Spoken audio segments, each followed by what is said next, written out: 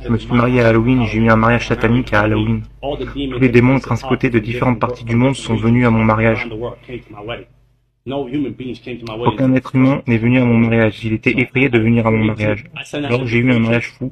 J'ai envoyé des invitations mais personne n'est venu. Du coup, il n'y a eu aucun cadeau de mariage.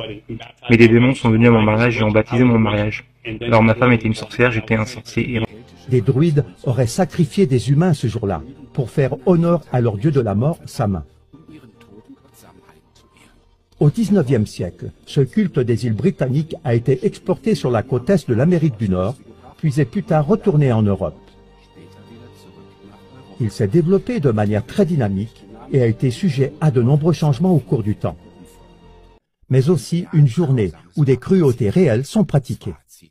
Certes, à Halloween, les enfants se promènent dans les rues sans méfiance, déguisés en démons, et les jeunes font leurs premières expériences avec les pratiques occultes, telles qu'entrer en communication avec des esprits. Avec des fêtes sanguinaires, même des adultes s'approchent candidement des puissances obscures. Mais en même temps, à d'autres endroits, des crimes rituels occultes et sataniques sont commis dans des réseaux d'élite occultes.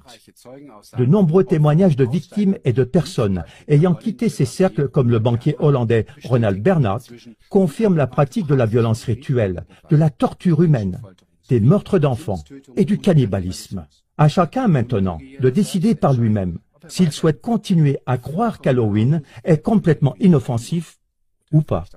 Ce lien est aussi confirmé par Anton Sander LaVey, fondateur et prêtre de la Church of Satan aux États-Unis.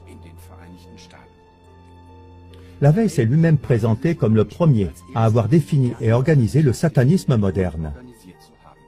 En 1969, il a écrit la Bible satanique dans laquelle il est écrit entre autres choses que le 31 octobre, la veille de la Toussaint, est considéré comme l'un des jours de fête les plus importants dans le satanisme.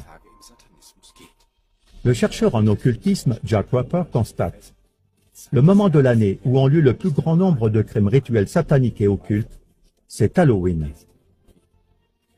Une des personnes qui, par expérience personnelle, connaît la réalité de la magie noire, de la sorcellerie et du satanisme, ainsi que le culte d'Halloween et ses répercussions.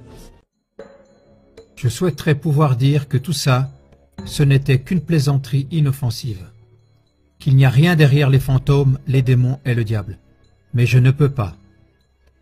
J'ai eu des expériences avec des forces obscures contre lesquelles je dois mettre en garde.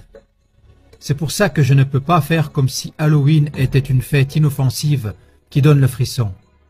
Beaucoup de gens ne croient pas que le diable existe vraiment. Et malheureusement, j'ai eu d'autres expériences. Satan est réel,